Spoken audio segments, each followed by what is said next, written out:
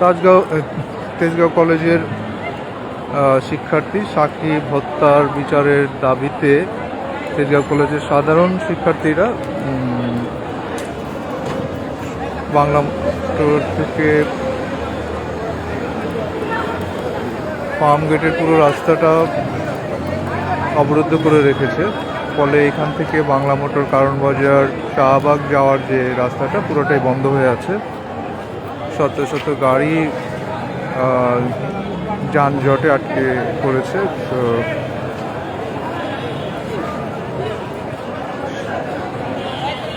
কোনো ধরনের যানবাহন এখানে চলাচল করতে পারতেছে না, না আসতে পারছে না যেতে পারছে। সাধারণ শিক্ষার্থীদের একটাই দাবি, তাদেরকে প্রশাসন থেকে কোনো আশ্বাস না দেওয়া পর্যন্ত তারা এখান থেকে রাস্তা ছাড়বে না। দেখুন আবারও তারা স্লোগান দিচ্ছে।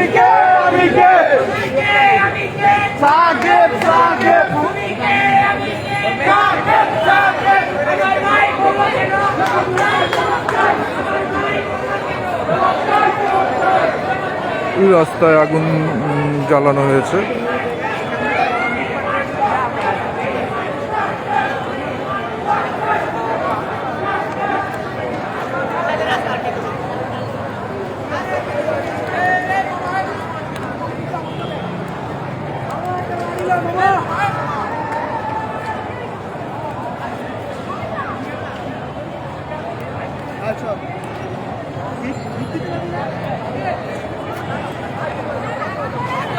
ভাই, এটা নিয়ে একটু বলবেন আপনাদের আন্দোলনটা নিয়ে, আপনাদের সাকিব হত্যা নিয়ে। সাকিব হত্যার যে বিষয়টা এখানে মাদককে কেন্দ্র করে হয়েছে, আর এমন সময় কিছু মানুষ যে ওনাদেরকে হত্যা করে ফেলছে। ছেলেটা আসছিল তার গ্রামের বাড়ি থেকে একটা স্বপ্ন নিয়ে। আপনার ভবিষ্যতে আপনার ছেলে মেয়েদেরকে অনেক স্বপ্ন থাকে, এরকম একটা স্বপ্ন নিয়ে পাঠানো হয়েছিল গ্রাম থেকে, কিন্তু তার স্বপ্ন কিছু রাজনৈতিক ক্যারিয়ারের লোক তার স্বপ্ন কেড়ে নিচ্ছে। সে এখন তার লাশ হয়ে সে গ্রামে গেছে। এটার জন্য আজকে সাকিবের সাথে হয়েছে, কালকে আমার সাথে যে হবে না এর কোনো গ্যারান্টি নেই। এটার জন্য তেজগাঁও কলেজের প্রত্যেকটা স্টুডেন্টের একটাই দাবি, এক দফা, যেটার সুষ্ঠু বিচার চাই। আপনারা কাদেরকে এই জন্য দায়ী মনে করছেন? আসলে ওটা আমরা এখনো জানি না, কারা বা কিংবা এটা বড়রা জানে। আমরা আর কি শুধু আমাদের নিরাপত্তার জন্য আসছি, এছাড়া আর তেমন কিছু। আচ্ছা, ঠিক আছে।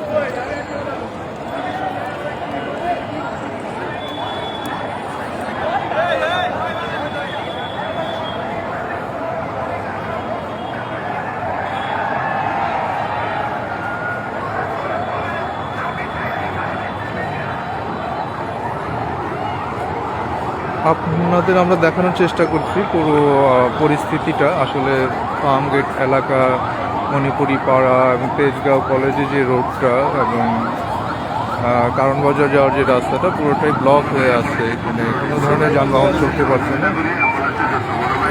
ছাত্ররা শুধুমাত্র অ্যাম্বুলেন্স গাড়ি ছেড়ে দিচ্ছে, এছাড়া বাকি সব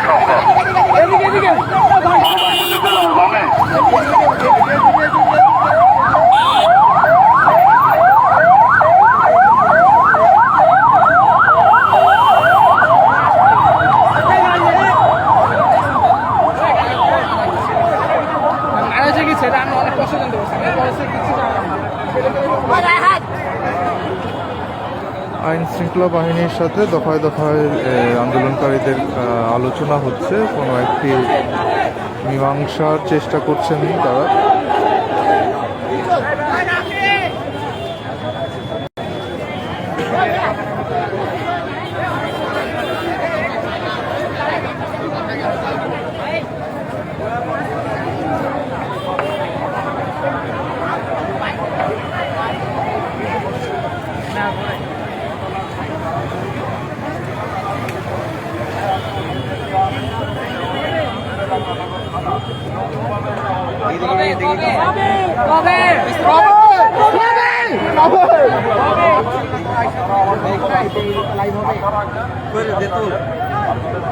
সবাই নিয়ে তুলিস, সবাই নিয়ে তুলিস।